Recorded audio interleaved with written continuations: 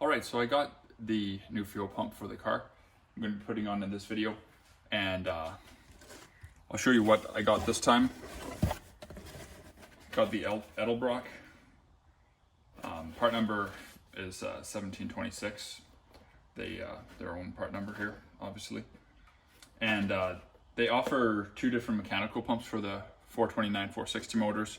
There's this one. I'm not sure what the other part number is, but this one is I believe it's 110 gallon per hour. I don't think it actually says on this box here, but I think it was on the Summit Racing website where they had it listed at 110 gallons per hour. And then the other one, the Victor series, I think it's called, is the 130 gallon per hour. And that's closer, that's more like a 10 PSI. This is supposed to be a 6 PSI. So this would be more than enough that I need. I bought this at a local speed shop. And yeah, so this is the RPM, the Performer RPM series. And it says it would be go up to 600 horsepower, regular not included. Supposed to be 6 PSI. And then the Victor series is supposed to go up to 800 horsepower. In reality, I would, based on other charts I've seen, this actually should be good for even more than 600 horsepower. But I'm not the expert. But for whatever reason, it doesn't actually say what how many gallons per hour this is here. And I also looked on Edelbrock's website, and it also didn't say how many gallons per hour. But like I mentioned, I'm pretty sure the Summit Racing had a listing, or on their listing it said 110. Anyways, that's typically what they are. But at any rate, it should do the job. So I'll show all three of the pumps once I have them out. But essentially, for those of you following along, you kind of already know what's going on. But for anybody who's new, basically what happened is I had a Holley mechanical pump on it, 110 gallon per hour. So it's one of their, basically the same as this pump, just a different brand. Kind of like a performance pump, but not like, Holley also has the 110 and then I think also 130 gallon per hour. So I had the 110 as far as I remember. And anyways, that one seemed to have bit the dust. Then I replaced it with what's in the car right now, which is a cheap Carter pump, 45 gallon per hour. It worked good while it worked. I kind of knew it was cheap when I put it on, but it seems to have also bit the dust. So when I take them out, I'm going to do a little bit of an overview on them to see. And if I can verify that that Carter pump is indeed bad, or at least, enough suspicion that it's bad, I'm actually planning to open it up to look inside to see what kind of shape the diaphragm's in or whatever.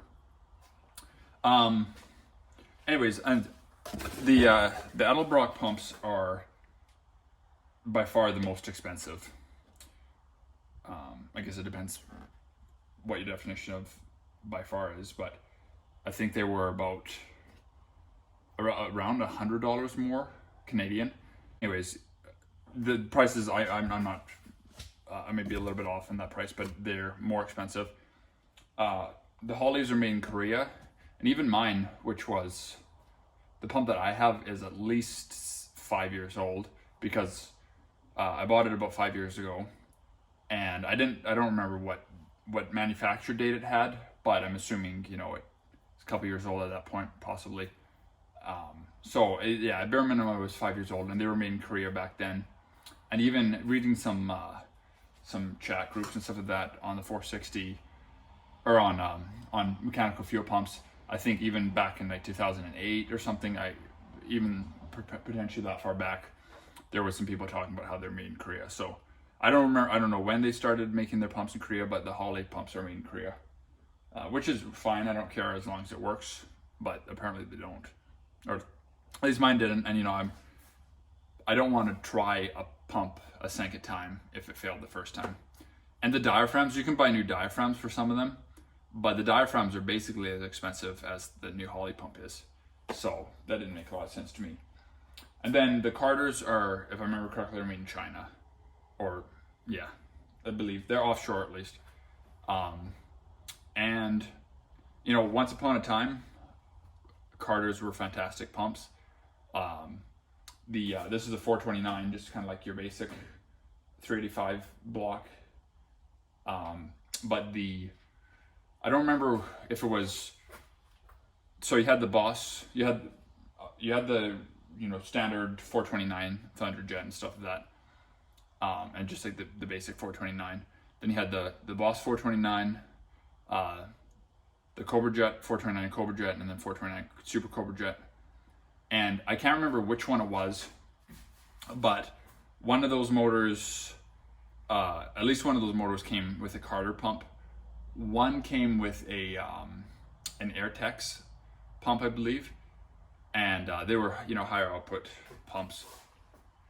But now Carter still makes those high output pumps and stuff like that. But I know this was a cheaper one, but it was cheaper because it's a smaller pump. It's a lower output pump. So I don't want to put another Carter on. I don't want to put another Holly on. So anyways, a lot of rambling there, but that's why I'm going with Edelbrock. Also because they are, to the best of my knowledge, they are the only performance mechanical pump that is still made in the USA. Right on the casing is stamped, made in the USA. Where they source their materials from is another question. I don't know, but I watched a video or two where some guys were reviewing. Actually, I think it was like a parts shop was reviewing the Holly versus Edelbrock, and I'll probably do that myself in a bit here. But you can just tell, like, the Edelbrock is, at least to the first appearance, is a lot higher quality. So, without further ado, I guess I'll show you the pump here. It looks, were it not for the name tag and stuff like that, and they couldn't even bother to put the sticker on straight. But, what are you gonna do? In this day and age, it's you have to have a lot of patience to build cars and stuff like that, because it's just, especially within the last like 5-6 years, just like the parts issues that we've had, and stuff that traditionally, you bought a fuel pump, throw it on the car, and you didn't think twice about it. But now, and I've personally experienced two go bad within a couple hours of driving. The Holly went bad within probably the first, combined like 3 hours of driving tops. Granted, it did sit over, it did sit for a couple years on the car. So, with the ethanol and the fuel these days and stuff like that could contribute it. But when I took apart the Holly pump, I could see nothing wrong with it, and it still seemed to not work properly. And then I guess we'll find out with the Carter. But anyways, has a 3/8 NPT in and out, so you can either adapt that to a hard line fitting if you need it, or I'm just going to be using, I have steel braided rubber line. But yeah, it's pretty simple, just standard. Now the one thing I've never seen them miscategorized. So tongue twister. But just one thing to keep in mind: if you for some reason get a pump, it was maybe labeled wrong, but the 429 and some of the other Ford FE motors are very similar, except that I think it's the FEs. But anyways, the 429 has this little jog in the lever here, so that's how you can tell a 429 460 pump. But anyways, that's it there. Comes with a gasket, and comes with mounting bolts for whatever reason, and comes with some instructions and all that kind of stuff. So anyways, I'm gonna go ahead and pop off the old pump. I gotta pull some lines off, stuff like that, and then we'll dive into the new pump. Okay, so bit of an update here on the process. Got my lines disconnected off the pump. So obviously that's pretty self-explanatory, but each pump's going to be different. I happen to have a pump, the Carter on here had a return line, so there's actually 3 hoses. But anyways, get those unhooked. Probably want to have something to catch the fuel with, because there'll be some fuel, and just watch your eyes, because it's easy to get fuel in your eyes. And then the bolt on the pump is a 9/16. I removed I unmounted the power steering cooling fin here. That was just right here. Your car might be a little different depending on, obviously the situation, but on the Thunderbird here with the 429, it's actually quite tight getting the pump in and out. So anyways, on the water, and it actually will probably be the same for most 429s, but I think the thing that might be different is the power steering location. I'm not sure on that, but regardless, getting the pump out is easy. Getting the new one in is a challenge. I can't remember what I did last time. I think I left this all in. I might have loosened off the pump, but anyways, I'm gonna try to do it like this. The hardest thing that gets in the way is the hose, but I have done it leaving it as is, with the exception of I might have moved the pump, but I don't think I needed to do that. But if you're struggling with it, you might just be good to bite the bullet, drain the radiator, pop off that lower rad hose. It might make your life a little bit easier. But yeah, like I said, easy to pop it out, and then I'll show you some stuff as far as putting back in. All right, so I got the pump out. You can see some remaining gasket on here. So you can see a little bit of oil sitting in there, which brings up a good point. There's kind of some, debate that I've heard. Not really debate, but some people are like, yeah, you should RTV the gasket. Some people are saying you don't really need to. Typically, the only ones I've ever seen are paper gaskets. If you got a rubber one, as a general rule of thumb, you never want to use RTV with rubber because it doesn't need it, essentially. But a light coating is probably the wisest. The only reason I wouldn't is it can get really annoying and it's very messy trying to get the pump in, and then you end up just getting RTV everywhere. So that's the downside. But whatever you do, probably just put a really light coat on. And also, I'll do this myself, but I learned last time, get the pumps situated, test it out, make sure your cam lobe's in the best spot, which is hard to do because you can't really see it from here anyways. But you can rotate the engine until it's easier to get it in place. But do all that and then put your gasket on and RTV it. But I'm just going to sop up a little bit of that oil, and then obviously you got to scrape off the old gasket there,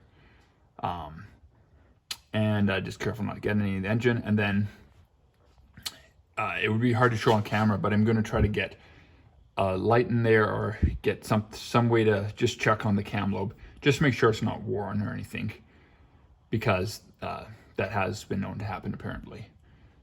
So just check the lobe that the pump rides on for any abnormal wear, anything that looks out of the ordinary, and then we'll go from there.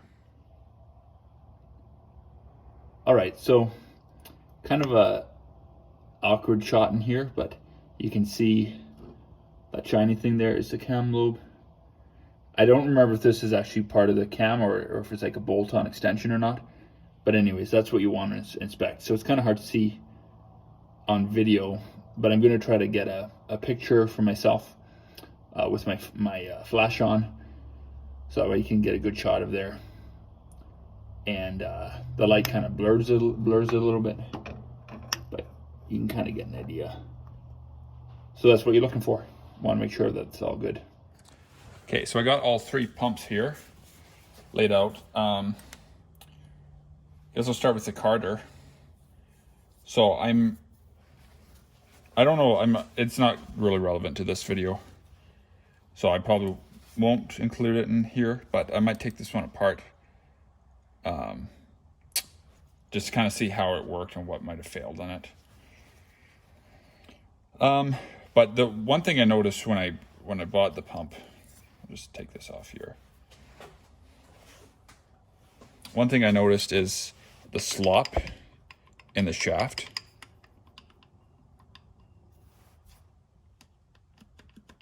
and then some immediate slop up and down, which I don't know is normal, but I know compared to the other pumps, this is not normal. And then the way the pin is just kind of swedged in there is kind of barely in there.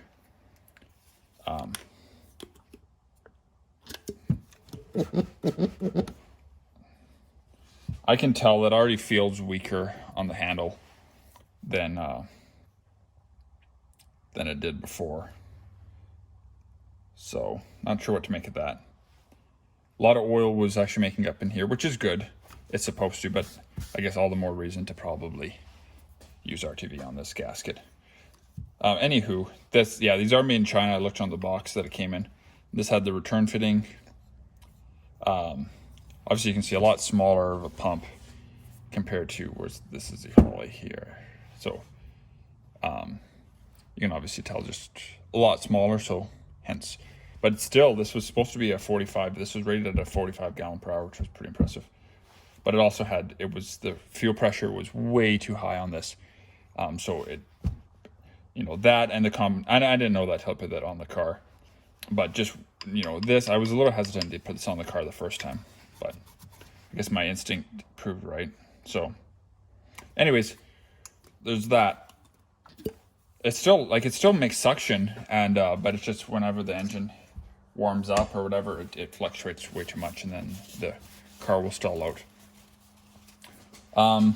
The Holley, I did take that apart, and didn't notice anything wrong with the diaphragm. Everything looked normal. I guess you do have that initial play, but a bit stiffer. So that the way you can test these easiest is if you have a vise, you can mount this ear in the vise, and that allows you to operate it, because it actually takes quite a bit of pressure to move it. And then onto the Edelbrock. So I guess the main difference that I've seen in videos guys bring up, one of the main ones is, I don't know if you can get a shot of this, but on the Edelbrock here, you can see the spring here is more straight. Whereas on the Holley, you can see it's more bowed. And so, there's no rod in here or anything. So this just doesn't make sense. Like, there should be some sort of like guide shaft in there or something, or at least situate it where it's straight. But for whatever reason, it's bowed. So that's, one thing that's kind of curious.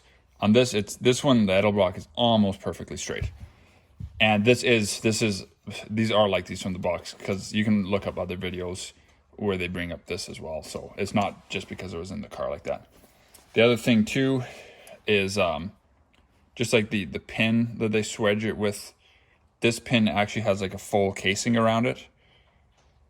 And, they drive it through, and then I guess they swedge to the end here. They kind of pin that over. And so, it's a more solid shaft. No end play on this one.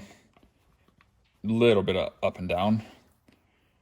But yeah, just kind of it looks more solid. The spring on the Edelbrock is definitely bigger. It's thicker. And you can even see here how this one is twisted. So those are the things that the one guy brought up. And then the other thing, obviously this one, has no, well, it's stamped Korea on it somewhere, I believe. You can see the part number up here a little bit. If you're curious, it's 460-11, 19K3. I don't know what that means.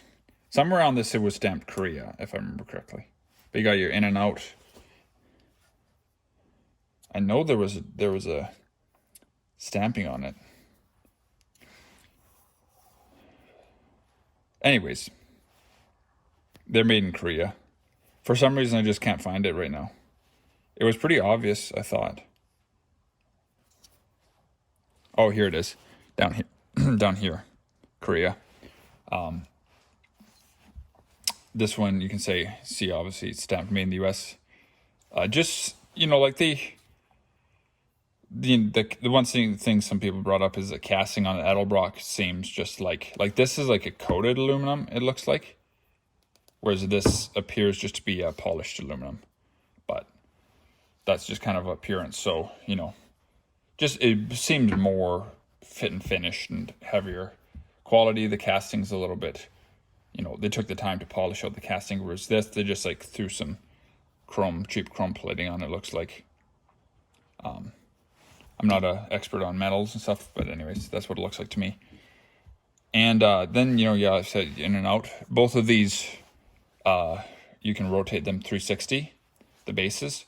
You just have to keep them matched. You have to keep these clocked in the same position. But so you undo these screws and you can rotate it if you need to get to a different position. The only thing that, I know it's silly, but the only thing that I see like off about this pump is that they couldn't even put the sticker on straight. But you know, who knows? They might have had some guy brought his nephew to work or something. But then as far as the shaft go, I don't remember for sure looking at it before, but it seems like you get just the slightest bit of polishing on the shaft here where it rides. And you can see on the Holly, it appeared to be kind of on the other side. And then on this guy,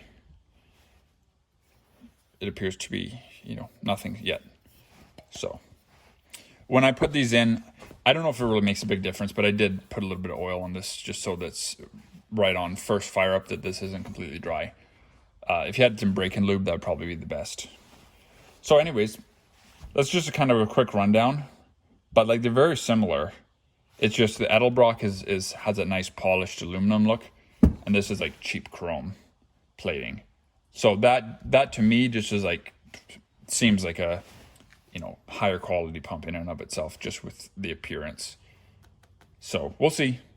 The one thing I did notice though, and I don't know if this is a good thing, maybe this is the weak point, but the diaphragm here has it's a little bit thinner on the Edelbrock. The Holly is a little bit thicker. You know, it is a little bit older, but this is pretty stiff. This is on the Edelbrock. It's very pliable and soft. Up here, I guess I'd have to take it apart. The Edelbrock has like these tabs that stick out around it. Few minor differences like that, but essentially they're, you know, very, very close. So that's the only thing that I'm noticing. I can't really think of anything else. Yeah, just a little bit, you know, minor differences overall, I would say. So anyways, enough rambling about that. So I'm going to get this stuck in the car. Okay, and one other quick note. Actually, I think this is what I was maybe going to mention, but there actually are a few dings kind of on the Edelbrock pump. So, you know, make of that what you will, I guess, but those should probably be hit with a file just to make sure it seals. And then the other thing is make sure your bolts are good to go. I'm going to reuse the factory ones, but make sure that they thread in easily, and so you're not fighting that when you're trying to get your pump on. Okay, it's hard to get a good angle on this, but hopefully you can see okay.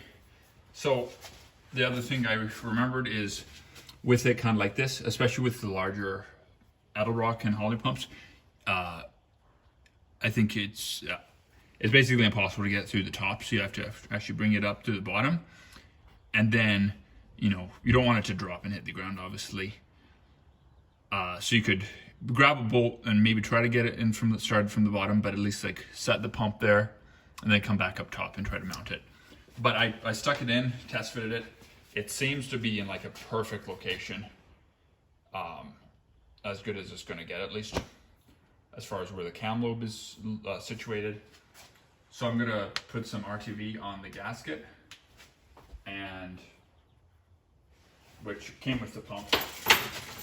But it's just a paper gasket, so I'm gonna get that situated and then try to get the pump in through the bottom.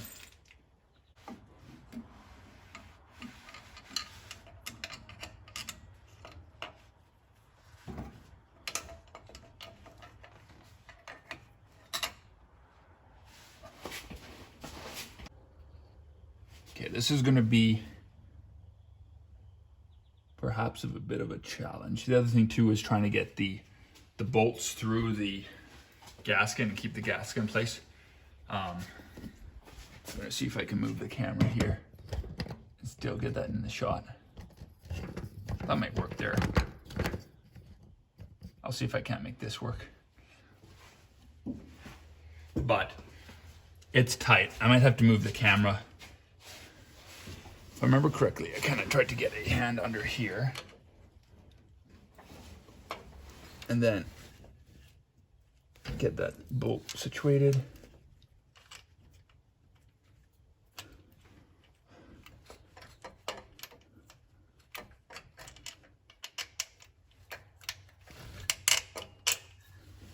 Get it through the gasket.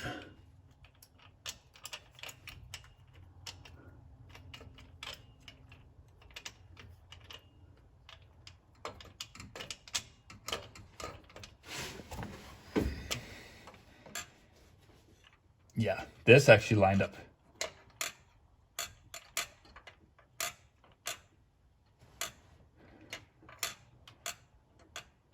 This almost feels too easy, but it only goes in one way, to the best of my knowledge.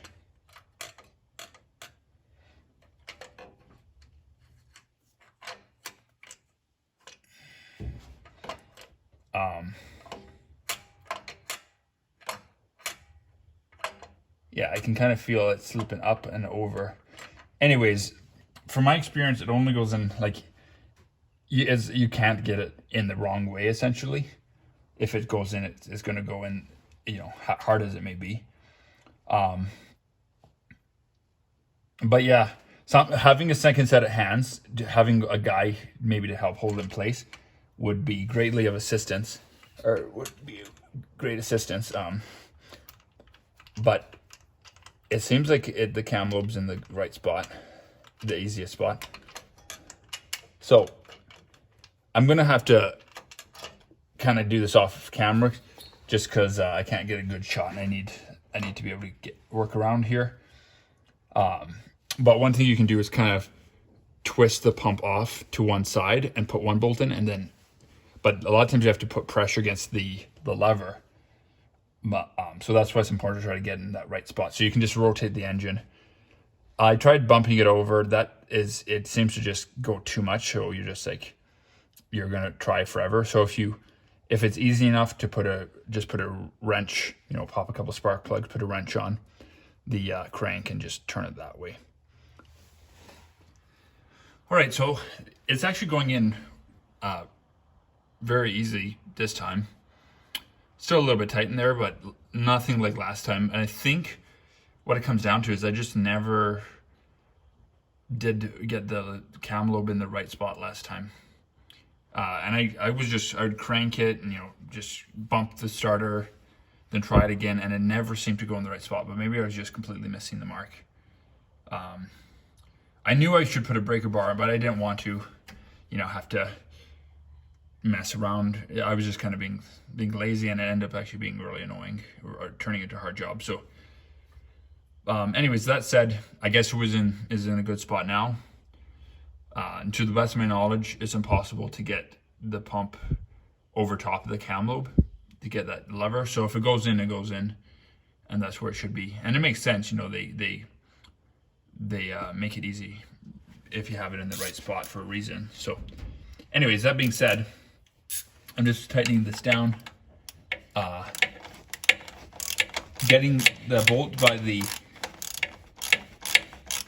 water hose is the hardest for sure. But what I ended up doing is actually I got both bolts through the pump, and then caught onto the gasket to hold the gasket in place, and then kind of get the pump in from there. That would probably be the easiest to go. Easiest way to do it. And then obviously just make sure you got those bolts started, but not cross threaded, which is hard because you can't really get your fingers in there. You can get it, and then the other thing too is to kind of get them started. You may need to put some down pressure on the pump. So this, and part of the ease of installation is probably also due just to the better quality, because that Carter pump was super stiff. And that's one of the reasons it was pumping so hard. But this one just seems to be going a lot better. But yeah, so if you need to align the holes once you get it in and the shaft's all the way in, you can kind of push down on the front of the pump and it'll more align your bolts. So these ones slipped in pretty good, thankfully. Okay, so with the hose that I'm using, I'm going to be using some of these fittings. Now, with your standard rubber hose, it's really easy to use hose barbs because that's kind of what it's made for. With that steel braided line, it is technically the same size as, like, this is -6 that I have on the car, so 3/8. But in reality, just with the mesh on the outside, it's tight because I think what happens is just it doesn't want to let it doesn't want to give way as easily. So in reality, what actually fits the best, actually I'm going to grab some. Okay, so I wrestled a piece out here, and it's a little bit of stuff. That's the thing. If whenever you cut this, use a grinder, so make sure you blow it out. But anyways, this is, should be the same as 3/8, but when it comes to putting on a 3/8 barb, it's very tight, and you need a lot of force and some oil or something. This is a 5/16. It fits well. This one's actually tight. It's tight in and of itself. But anyways, so yeah, you can fit it over, but if you don't, if you're running this kind of line, expect to have trouble getting it over 3/8, which theoretically should be what it would fit. There's a couple of things you could do, I guess, to alleviate that. But anyways, where I was going with that is when you have your pump, according to specs and stuff, you can look this up, but your in needs to be, whatever size fuel line you should be running. So in this case, the car came with 3/8 fuel line, but that would be, minimum for the type of horsepower I'm doing. So I should be good, your 400, 450 to 500 range. Maybe even a little bit more. But anyways, so how this works is on your inlet side, you should have your large, to match whatever line you're coming in my case 3/8, if that's what your engine requires. But they tell you on your side down, on your out, you can have the next size down. So I can do 5/16 on my out. I'm still running 3/8 line, but one less hose fitting to wrestle with. I'm probably going to throw on a 5/16 onto the out, just to make it easier to get that line on and off. But for this one, I kind of need to. I mean, maybe theoretically I could cheat and get have a smaller fitting on the in, but that's obviously not ideal because you're going to be restricting fluid flow one way or the other. So just wanted to throw that in there, and I'm gonna pump's in the car now, obviously, so I'm gonna get my in and my out lines run, and then show you what I'm doing for the vapor line. So the way I had this set up before was with the Carter, as you saw earlier, it has a vapor return fitting on it. So that came up and it had a hose coming to here, and then this is my return line that I've run back and hooked up to the tank. So obviously I don't have that option anymore with the fitting on the pump because I only have an in and an out. So what I'm going to do, and also this is actually just a deadhead regulator. Otherwise I would use the regulator to go back to my tank. But anyways, what I'm going to be using is a vapor return line fitting filter. So instead of using that filter there, I'm going to swap that out for this. So I'm going to leave the regulator in place, but I have it like backed all the way out to the point that I don't think it's going to be restricting my fuel flow at all. And I'm going to read, if I'm reading 6 pounds here, I could bypass that but I'd be curious to know what my pump is outputting. And I'd hate to throw this all together and find out that I'm putting, you know, I'd hate to rip this all out only to find out that maybe this pump is putting out 7, you know, who knows. It's supposed to be at 6, hopefully with the reputation that Edelbrock has and, you know, being made in the US, that it'll actually be what it claims to be and it'll actually last. But we'll find out. But anyways, I got the screw backed out enough on the regulator. It shouldn't actually be restricting much, if any. And then I'll also still be able to read out what I have. Worst case scenario, if I need to dial it down a little bit, the excess fuel will pass through my return line. So yeah, so basically how this works is I got, you know, my regular feed line, my factory feed line, first filter, then it goes into the pump, and then I'm going to have this line coming out to the pump, out from the pump, and then obviously, you know, through the regulator, which is not in effect, and then to my carburetor. So that guy's going to get replaced with this, and fluid flow, I guess, is this way. And and then I have to hook up a return line. So this is a 1/4 inch. So I have a little piece of 1/4 inch, and then I'm going to adapt that down to adapt that up to a 5/16, and then hook it back up to here. So I think I've covered basically all the bases. Oh yeah, this is Napa part number there. The one I was going for is the Wix filter. This is the 5/16 filter. They used to make a 3/8 end filter, but that has been discontinued, so you can't find that anymore. And there's a few different styles, but this one has a little orifice in here. I know if you shine a light down here, you can see it. But so essentially what that will do is when gasoline is being pumped from the carburetor, if, say theoretically, this was the same size as this with no orifice in it, well, the fuel would want to go back to the tank just as much as it wants to go to the carburetor. So by having to begin with, it's already, you know, a little bit smaller because it's 1/4 inch instead of 5/16. But even on top of that, so the orifice is actually right here. So this would have been solid, and then they just drill a little. So I don't know. It's around like between a 60 and 1,000 inch orifice.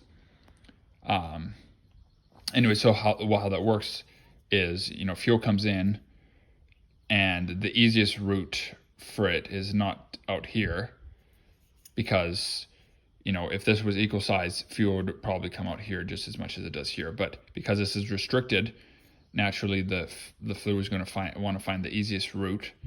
So it's going to, I mean, like, you might get like a little bit that comes out here, but the majority of it's going to go through the regulator and to the tank.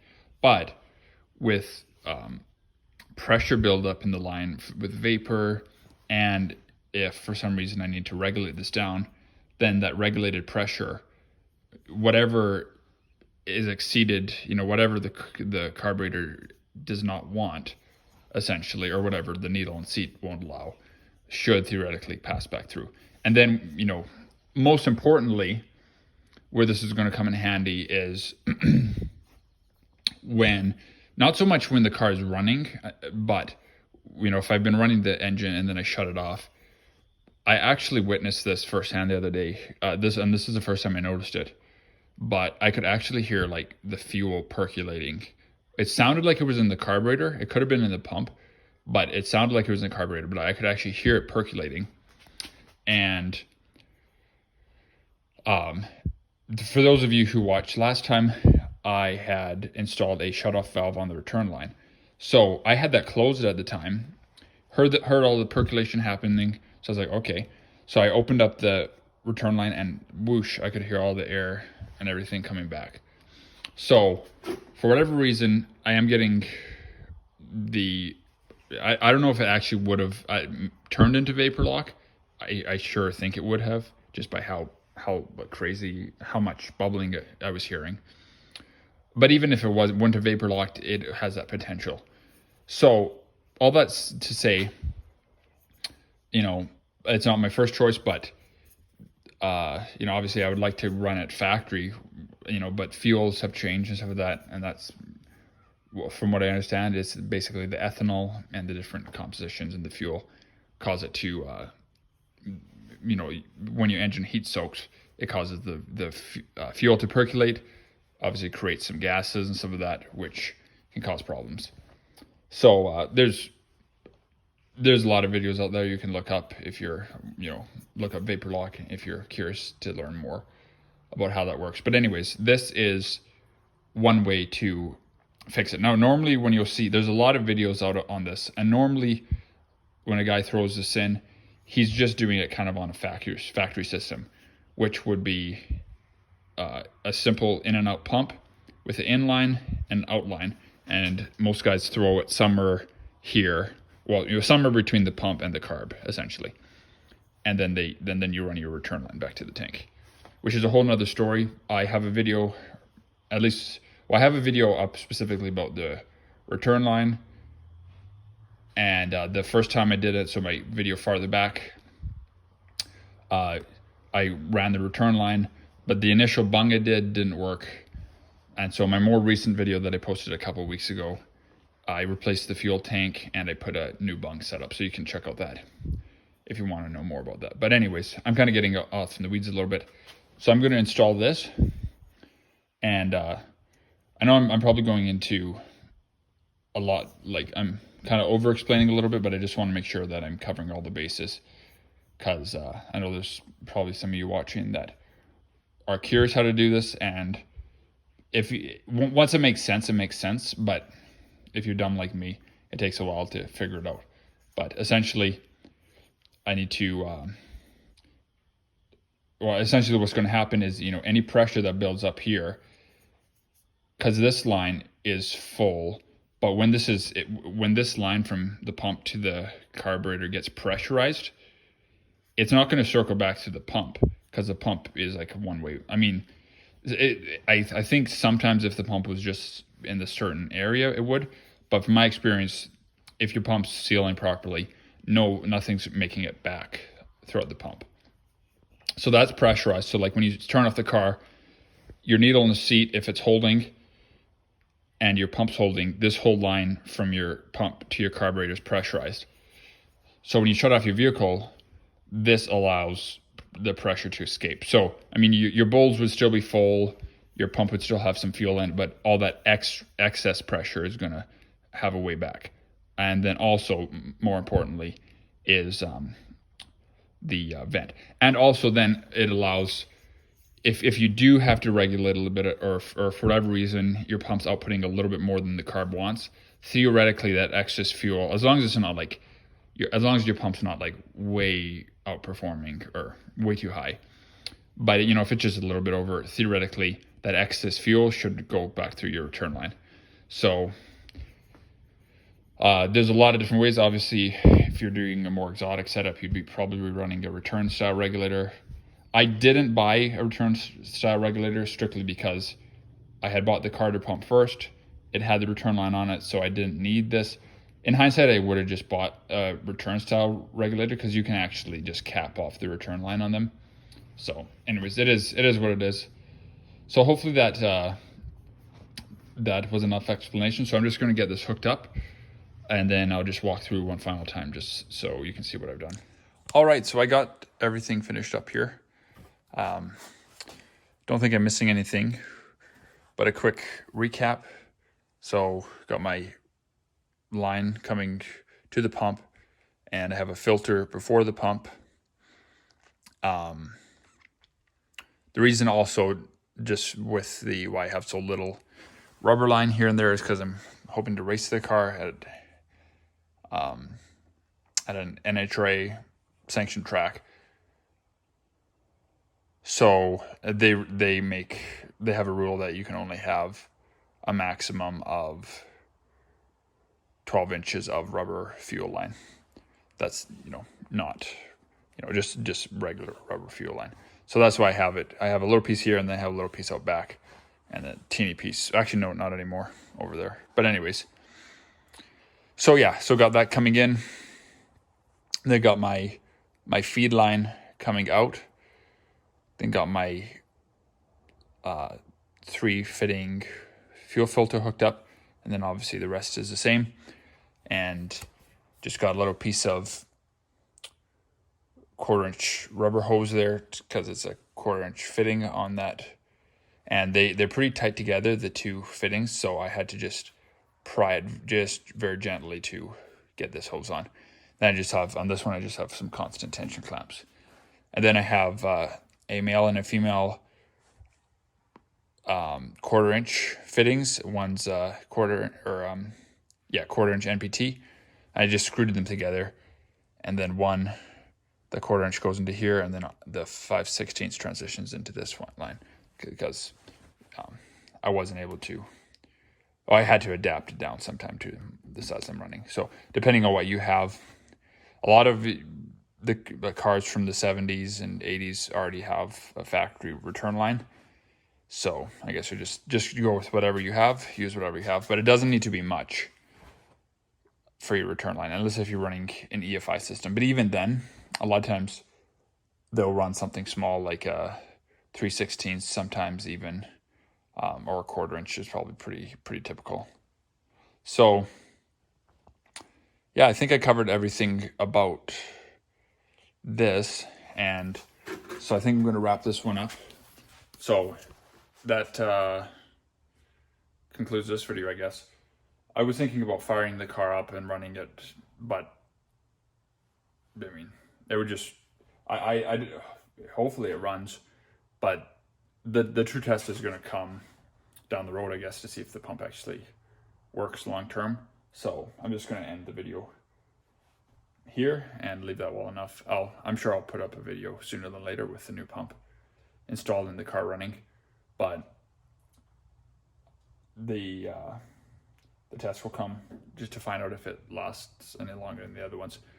And then probably in following video, I'll look into that car to pump a little bit once I fire up the car. But anyways, and the other thing I was going to mention too is some of you might be thinking, well, why don't I just go electric for a pump? Because I really like the idea of having a mechanical pump if I can get one that works. All said and done, doing 3 pumps is more work than putting 1 electric pump in. But, with an electric pump, you have some wiring to do, all that kind of stuff. And they're noisy. Even the quiet ones are noisy. So that's why I went with the mechanical. So, and that's what I want. I want a mechanical pump that works, and that's it. And I'd be happy. So we'll see. But anyways, thanks for sticking with me if you made it to the end of the video, and thanks for watching. I will see you in the next one.